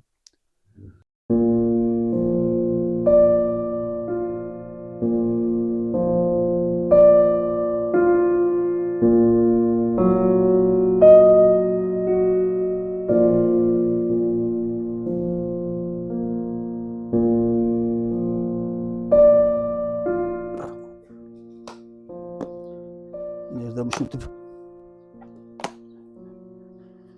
чыгып туруп, анан мына жерде жакшы эмне барьерди ичени кылбапмын эле. Бирдекени билгендей. Ону болгондо алышка тура келет эле. Мынандай кылып туруп отуруп алам. ошондой отурушам биринчи кыйын болгон. Мына жактан ылдыйдан келип отуруп, мына жака лестницага түшүп анан карап туруп кийин нерден эле түшсөм болбойт, анан бу жерден түшүштү үйрөндүм. Аракет кылса эле неме болот экен да. Адам алги бутум кесилип калды, болду, жашоо түгөдү дебей. Кудай ушуну көрсөтүп тур да эми деп, анан зато бир кайрат, колго күч кубат ошону берип атат эми. Кудай ошого шүгүр келтирип эле отурам, менен бир күндө жок дегенде 5-6 жолу шүгүр келтирип. Урматтуу көрүүчүлөр, Батыр абанын турмуш тиричилигин көрсөтүп атам. Жогоруда мына өзүңүздөр да баам салдыңыздар, кантип тирлик кылат, күнүмдүк турмушундагы силерге чагылдырып коеюн дедим. Мындай оор кырдаалга, ден соолуктун ажырашына кептелем деп онуктасам дагы түшүмө кирбечү эле дейт. Эми бул Аллахтын берген сыноосу, арга жок, баардыгына үйрөндүм дейт, айла жок. Ыйладым нары карап дейт, бери карап күлүп, кыскасы турмуштун тагдырына сынсам дагы дейт.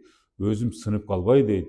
Мындай жалаң алдыга карата өзүм мотивация берип дейт, өзүм баягы күч кубат берип жашап келатам дейт. Өзүңүздөр көрдүңүздөр жогоруда мисалы үчүн кандай тирлик кылганын, кандай кылып тамак ичкенин, жада калса дааратканага чейин барган аракеттерин ачык эле тартуулап койдум. Мунун эч кандай уяты жок. Ошон үчүн ден соолугу барлар, колу буту соолор, мындай мүмкүнчүлүгү болсо, дагы бир жолу айтам, могу телефондорго чалып, эм банкын сурап, байланышып, кичине жардам берип койсоңуздар. Ушу жок дегенде ошо салым финансы банктагы карыздан кутултуп койсок, абдан чоң сооп болот эле. Ошол жок дегенде 8.000 сомдук пенсиясын 8.000 сомну коротпой толук алсынчы, куруттай кылып, ошонун берекесин берсин деп атат. Азыр 4.000 сом гана пенсия алып жашап атат. Урматтуу көрүүчүлөр. Мынакей көрүп атабыз, канча деген акчаларды биздин кыргыздын эр азаматтары чогултуп берип атат. Бир күндө миллион сом, миллиондорду чогултуп берген биздин кыргыздын эр азаматтары жүрөт. Мына ошолордун ошол видеону көрсө кайдыгер карабайт деп ойлойбуз. Жардам берели, жардам колун суналы. Мына ушул видеону көрүп туруп кантип чыдап турабыз? Батыр аба, азыр сиздин кайрылууңуз. Мен эми ошол неме тутам да, ушу эл көрсүн, баягы прокурорлор кандай иштеп атат. Мисалы үчүн мен 40 жыл 83-төн бери стаж иштегенмин. Сосвондон тышкары ошолорго да налог алып калган, ошол органда иштегендер, баардык органда бюджеттен акча алгандар, ошо прокурор, соттор ошо нандарын актап жесин. Мен честный, башка мен неме билбедим го, мен мындай честный иштеп, пешенетер эмгектенген адаммын ошо. Анан кийин ошо жогорку бийликтер ушуларды караган. Анан ошол президентибиз ошо көрсүн. Ошо УКМКнын азыркы башчысы, фамилияларын эми айтпай эле коеюн, ошо бийликтегилер көрүп, ушу мындай немеден тышкары мындай адамды кичине адамгерчилик болуш керек да, баягы Чыңгыз Айтматов айткандай не деп коет, баягы бу жашоодо эмне кыйын десе, күндө адам болуу кыйын деген да. Ошондой кыргыздын немелерин неме кылган адаммын да мен, санаасын кичине кармап. Анан мен өзүм баягы пешенетер, эмгектен, анан кийин ач отурсаң тынч отур деген принципти кармаган адаммын. Өзүм назары тоок адам экен деп коет го, назарым тоок. Бир байлык, ошо сен назарың тоок неме болсоң, ошол байлык болот. Кудай бере берет. Секин неменичи бул акча кагаз. Ошого акчалууларды карап неметип атат деп ойлоп атам да, бул KCB банк, азыркы салым финансы банктардын үстүндө чоң адамдар турат да, эми пулдуу адамдар. Анан билбедим, ошо менин ишим бүтпөй атат да, ошо 24-жылдан бери карашпай атат ошо органдарчы. Анан мен Куданын астында гана мындай бечарамын болгум келет. Анан мындайлардын астында, ошолордун астында мен каттык сүйлөп коюп атам да, ошого карабай атабы. Мен айттым, до конца барам дедим. Ошо жогорку бийликтегилер уксун, эл уксун. Ушу Beçara salım finansı baktары şu beçara şu kesilgen adamdan akçalgandan geçe şu jetekçileri almaşıptır alardan şu. Karasu'dagı salım finansı bak, yurisi almaşıptır. Başka sadırınıklarda. Anan alarga da suroo berdim ben. Oşonu prokuraturaga da ayttım. Oşolor almaşıptır. Nege almaşkan kiçine barıp kagaz türünde bir barıp menin advokatıma berip koygula ошо кагазды. Ne себептен айдалды? Bir причина болганда bir баягы нарушение өздөрүнүн банктык инструкцияларын бузгандан тышкары бул менин паспортум менен эле ошо карындаштарым да жүрүп калган, ишенип берип коюпмун. Алар ошо менин подписимсиз беришкен. Бул уже уголовное дело болобу? Мен билбедим. Ошолорду текшерип бергиле десем, коммерческий банкты биз текшере албайбыз деди. Урматтуу көрүүчүлөр, биз көрсөтүүнүн жүрүшүндө мисалы бир туугандар жөнүндө сөз болуп калбадыбы? Анан ушу бир туугандар эми эки карындашы эми өздөрү ушул бизге жеткен маалыматтарга караганда эми бул үйлөрдөн сырткары дагы башкаларга ишенип, мисалы үчүн дагы ушундай иштерди кылышкан экен, бирок өзбекстандык дейби кыскасы башка адамдарга ишенип, анан баягы торго өздөрү түшүп калыптыр да, мындай айткандачы. Бир жакшы иштерди баштайбыз деп, анан ушундай иштерди жүргүзүшүп, анан ал ортодо мына ушул Батыр деген бир тууган аксакал эң улуусу экен да. Ошонун дагы үйү кирип калыптыр деген маалыматтарды угуп атабыз. Ушу бир туугандары да башкаларга алданып, анан ошолордун азабын тартып бүгүнкү күндө ошол өздөрүнүн жазасын өтөп атыптыр деп угуп калдык.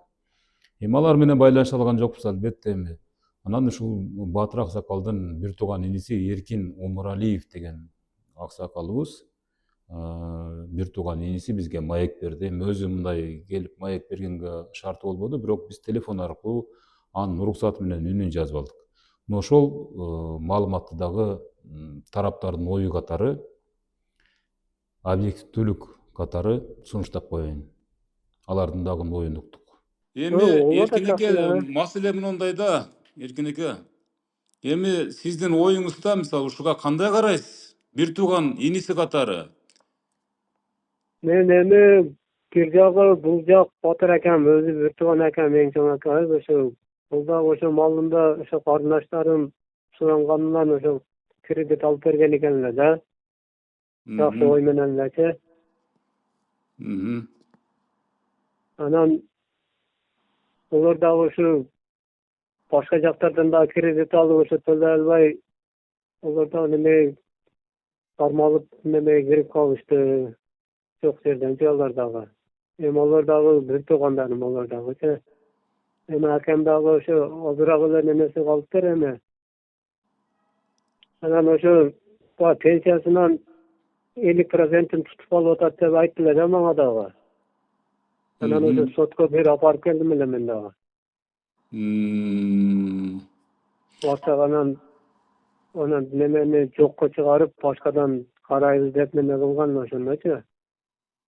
Азыр эми кийин барсак дагы эмне болду десем, жок ошол ойдон эле турат деп калды да. Кийин Батыр экен баласы Рашиден кеп калып, ошо баласы кийин ташып аттылар мени Карасууга. Бул эми азыр канча карындашыңыз камалып кетти ушунун айынан? Азыр эки карындашым ошо кредиттин аркасынан ошо неме кирип кетти да. Азыр Бишкекте Степнояда отурушат азыр. Зонада. Алар азыр эми ошол эки негизги делген карындашыңыз эми алар интервью бере албайт эми албетте азыр эми алар камакта экен да. Ооба, алар дагы бечаралар, алар дагы немеде аякта, олар дагы күн алып эле зона кылат бечаралар дагы да. Эми ошондо азыр Батыр аксакалдын бир тууган иниси катары жалпы канча бир туугансыздар эми? Бир туугандар деле эми Батыр ага Биз 11 тууганбыз өзү. 11 туугансыздарбы? 11 тууганбыз, бир акам, бир укам, бир эжем өтүп кетти да, 7 өз болгонбуз.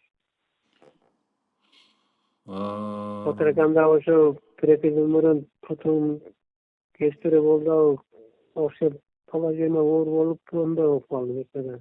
Кем дагы. Odan Азыр keyin mындай iş bolup, mınalar karındaşlarım kamalıp ketти. Yaman başka okşuş эле түйшүккө түшүп кетти. Андай ойлонуп көргөн адамга. эми азыр Баатыр экенин ушундай видеого чыгышына кандай көз караштасыз? Мен өз Батыр акамы чыкпай эле коюң, эсили азыраак эле калган болсо, эми Дастан баласы дагы чоңоюп калды, 200 000 болсо өздөрү эле иштеп туруп төлөп койсо деле болот эле, эми поддержка кылыпчы менеге. Деди карындаштарымачы. Эми оюм өзү жеке оюм ошондой эле, эми 200 000 эми Батыр акам баласы эле жашта, эми 20-21 эми чыкты да. Жок калбаса Аллах берсе ол одан көп тыйын табат эле. Дем бирок эми ар ким өзү чечет дегендей Баатыр аксакалдын дагы эми чоң улуу агаңыз катары пикирин сыйлайсыз экен андан да. Эми Батыр акама ошондон бери жолугуп элекмин, мен дагы иштер менен болуп ар жакта болупчу. Ошондо бир тууган агаңыз Баатыр аксакал күнөөлөп аткан же болбосо ошолордун себебинен деп аткан эки карындашыңыз жаза өтөө боюнча кетип калыптыр да. Ооба, эми олор не только Батыр акам менен эмес эмес, башка неме боюнча башка жерлерден кредит алган экенлер, өздөрүндө бир 10 чакты чек бар эле, үй бар эле, ошолорду коюп алышкан экенлер. Бирөөгө алданып калган экенлер өзбекстандыктарга. Карындаштарыңыз да алданып калыптырбы бирөөгө? Ооба, бирөөлөргө алданып ошо көп суммада акча, ал жерде көп акча болгон да, кыскасы. Товар алып келет, материал алып кетип берет экен өзбекстандыктар. Ошентип олар да көпкө түшүп калган окшойт.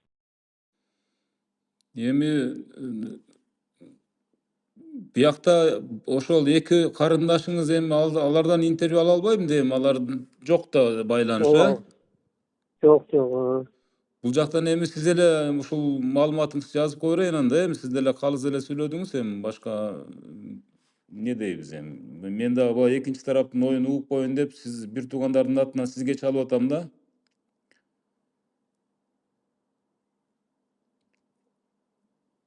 Ооба, эми мен дагы бир нерсе дешимем кыйын болуп калды да. Азыр Батыр акам дагы Батыр акам жанында туруп, мындай караганда онукунда 50%-ин кармап калып атат. Ошону мындай адилеттүү түрдө чечип бериңиздер деп сотко кайрылып аттылар да.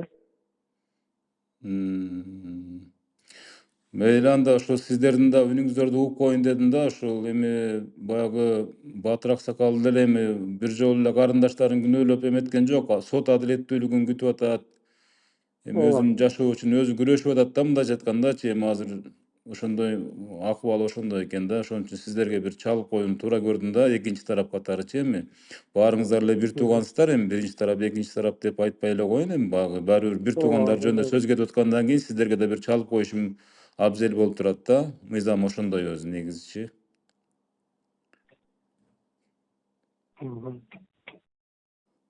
Макул анда Эркин аке.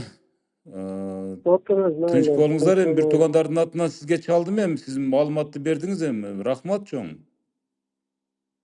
Эми ушул эми Кудай кааласа жакшылык менен чечилип, эми берип коюңуздар эми. Эми Кудай буйруса эми укук коргоо органдары деле реалдуу карап берсе керек деп ойлойм. Макул, тынч болуңуз анда. Болуп туруңуз. Сиздин деле фамилияңыз Омаралиевби? Омаралиев Эркин Аманович. Ошо сиздин ушул комментарийиңизди жазып кое берейин анда, Омаралиев Эркин деп, Ооба, мында короткийраак эле кылып неме кылып коюшса болот. Макул. Рахмат, чоң рахмат анда. Мынакей ушундай урматтуу көрүүчүлөр, өзүңүздөр көрдүңүздөр, баам салдыңыздар. Бул материалды жасап атып мен деле абдан мындай өзүмчө кыжалат болуп жасадым, чынын айткандачы. Бир чети боорум ачып, бир чети кыжалат болуп, мындай буту, колу соо, дени сак адамдар жете албай атат, чынын айтканда. Мисалы, кээ бир учурлардагы чындыктарга адилеттүүлүккөчү. Бул Батыр аба мага берген маалыматына караганда ошол соо адамдар жете албай атканда бизди теги карабайт, укук коргоо органдары да карабай атат дейт. Бирок укук коргоо органдары биз ошо Кара Суу райондук прокуратурасына барганда жан дүйнөсү менен айтты, азырынча бул сөз бойдон биз жардам беребиз деди. Биз ошол тараптын адилеттүүлүгүн, ошол тараптын көйгөйүн эске алып туруп мына соттук чечимдерге карата биз өзүбүздүн арызыбызды апелляциялык тартипте берип атабыз деди. Ал эми бул жерде жогоруда сөз болгон банктык күрөөдө турган кредиттик учурларды биз айтып аткан учурларды дагы бир жолу белгилеп айтып коелу. Ал тараптарга биз чалдык, чынын айтканда биз ал тараптар менен кеңешүүнү дагы, маек берүүнү да суранып көрдүк. Бирок банктык копуялуулук деген бар. Биздин устав ушундай, биздин мыйзамдар ушундай.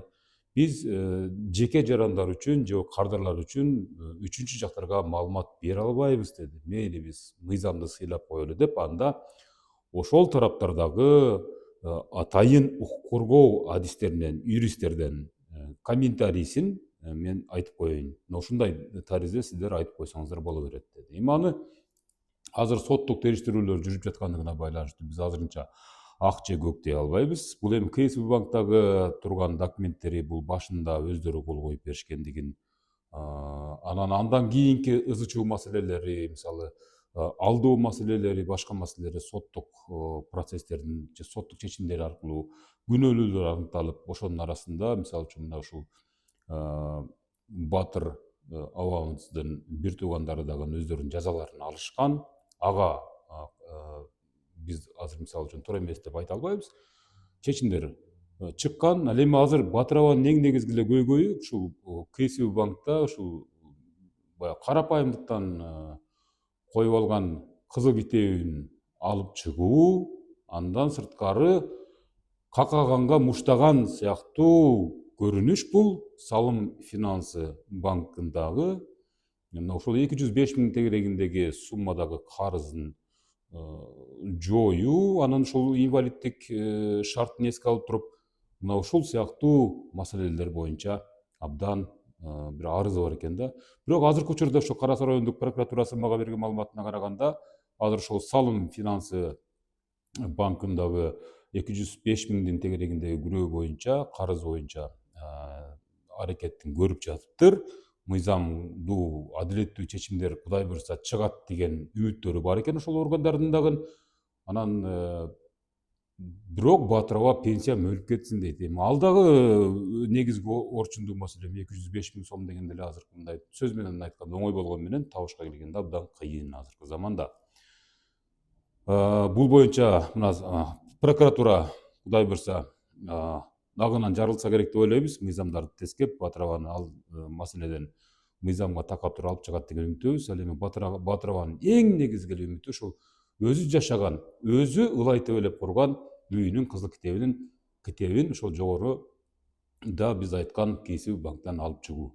Мына ушуга жардам бериңиздер, урматтуу көрүүчүлөр. Мына ушул негизги маселе. Андан сырткары биз социалдык жардамдар боюнча дагы сураштырдык.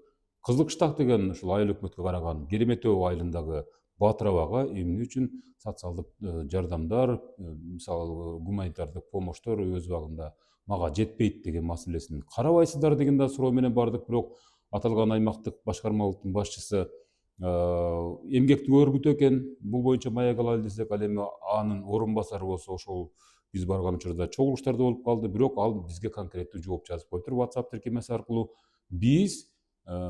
Бизде бюджет жок, акча жок, буну Ош мэриясына бересиңер депчи, бул суроону депчи.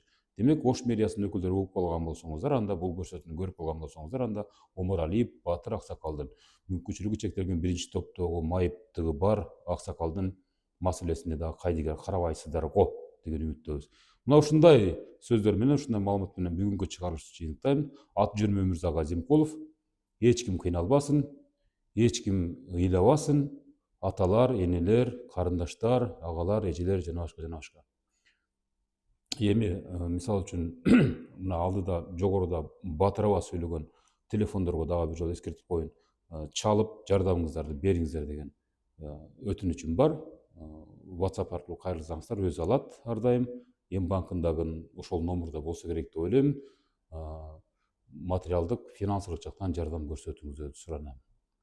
Бул эми мисалы үчүн Батыр аба чынын айтканда үй сураган жок, башка сураган жок, бирок турмуш шартын, оордугун өзүңүздөр өз көзүңүздөр менен, өз кулагыңыздар менен уктуңуздар.